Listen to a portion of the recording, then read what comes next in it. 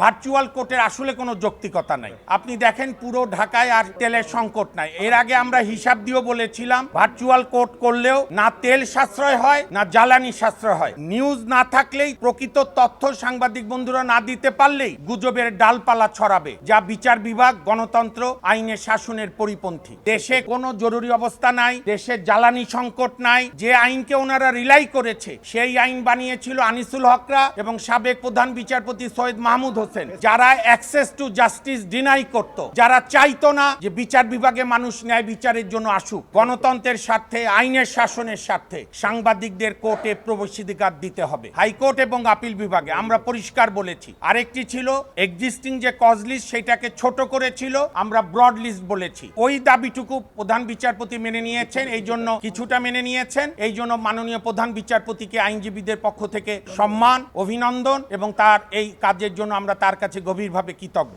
এখন রয়ে গেছে দুটি বিষয়, সাংবাদিকদের আপিল বিভাগে প্রবেশ। এইটার সঙ্গে গণতন্ত্র জড়িত, এইটার সঙ্গে আইনের শাসন জড়িত, এইটার সঙ্গে রাইট টু ইনফরমেশন জড়িত। এবং আমরা বলেছি বিচার বিভাগের সবচেয়ে সুবিধার্থে সাংবাদিক বন্ধুদের আপিল বিভাগে এবং হাইকোর্টে প্রবেশাধিকার লাগবে। কারণ নিউজ না থাকলেই, প্রকৃত তথ্য সাংবাদিক বন্ধুরা না দিতে পারলেই গুজবের ডালপালা ছড়াবে, যা বিচার বিভাগ, গণতন্ত্র, আইনের শাসনের পরিপন্থী। আর আরেকটি মেইন, ভার্চুয়াল কোর্টের আসলে কোনো যৌক্তিকতা নাই। আপনি দেখেন পুরো ঢাকায় আর তেলের সংকট নাই। এর আগে আমরা হিসাব দিয়েও বলেছিলাম ভার্চুয়াল কোর্ট করলেও না তেল সাশ্রয় হয় না জ্বালানি সাশ্রয় হয়। আজকে আমাদের একটা বিশাল বিক্ষোভ মিছিল বারে হচ্ছিল, কিন্তু আমরা সেটা সংক্ষিপ্ত করেছি। আমাদের বারের বর্তমান সভাপতি জনাব এ মাহবুবউদ্দিন খোকন সাহেব জানিয়েছে যে তিনি এবং কমিটি গত বৃহস্পতিবার মাননীয় প্রধান বিচারপতি মহোদয়ের সঙ্গে সাক্ষাৎ করেছে, পুরো বিষয়টা জানিয়েছে এবং আমরা প্রত্যাশা করি আজকে বিকালের মধ্যে হয়তোবা ওনারা ডিসিশনটা রিভিউ করবে। কারণ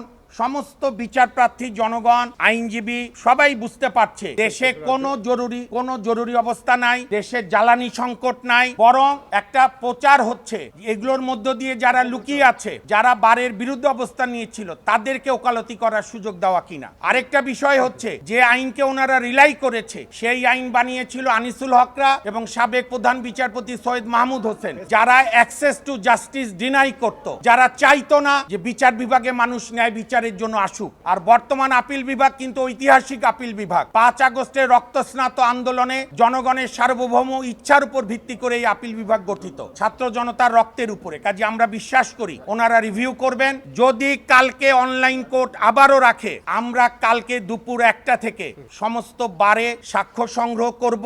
আমরা ওনাদের সময় দিতে চাই যে যেন বিশদবার উইথড্র করে, তারপর উইথড্র না করলে আগামী 5 মে বারের সভাপতি রুমের সামনে থেকে বারের হাজার হাজার আইনজীবী স্বাক্ষরিত বক্তব্য আমরা প্রধান বিচারপতির কাছে পৌঁছে দেব এবং সেই বক্তব্যেও আমরা বলবো গণতন্ত্রের স্বার্থে, আইনের শাসনের স্বার্থে সাংবাদিকদের কোর্টে প্রবেশাধিকার দিতে হবে। অতীতের ন্যায় বর্তমানও আপনারা যে আমাদের আন্দোলনে জনগণকে জানাচ্ছেন, আপনাদের প্রতি আমাদের গভীর কৃতজ্ঞতা। এই দেশ আমাদের সবার, আসুন সবাই মিলে আইনের শাসন প্রতিষ্ঠা করি। কোনো ডিসিশন রিভিউ করলে কোনো ক্ষতি হয় না, বরং মানুষের মহানুভবতা পরিচয় হয়। কোনো আগ্রহ কমেনি। আজকে একটা টেকনিক্যাল প্রবলেম হয়ে গেছে, বারে নির্বাচনে নমিনেশন জমা দেওয়ার লাস্ট ডেট, প্লাস মিছিলের মাঝখানে সভাপতি এসে বলেছে যে আমরা প্রয়োজনে আবার কথা বলবো, একটু কিন্তু আপনারাও অনুসন্ধান করে দেখতে পারেন A to Z আমাদের এই আন্দোলনের পক্ষে। ভার্চুয়াল কোর্টের আর প্রয়োজনীয়তা এখন আর নেই। প্রথম আপত্তি হচ্ছে প্রযুক্তির সঙ্গে আমাদের কোনো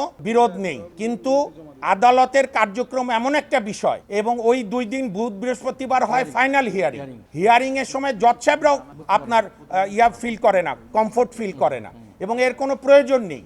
এবং যে সার্কুলারটা দিয়েছে সেখানে কিন্তু আপনার ওই আধুনিক প্রযুক্তি বলেছে জ্বালানি এবং বিদ্যুৎ সাশ্রয়। পার্লামেন্টে জামাতের বিরোধী দলরা বলেছিল পার্লামেন্ট বন্ধ করেন, সরকার বলেছে কোনো সংকট নেই, বরং কোর্ট যদি বন্ধ থাকে। আমি আগের দিন উদাহরণ দিয়েছিলাম যে যখন দ্বিতীয় বিশ্বযুদ্ধে যুক্তরাজ্যে হামলা চালিয়েছিল ফ্যাসিস্ট হিটলার, উইনস্টন চার্চিল প্রধানমন্ত্রী তার আইনমন্ত্রীকে জিজ্ঞেস করেছিল হাউস অফ লর্ডস চলছে, ওদের কোর্টকে বলে হাউস অফ লর্ডস, বলে চলছে, তাহলে ইংল্যান্ড টিকে যাবে।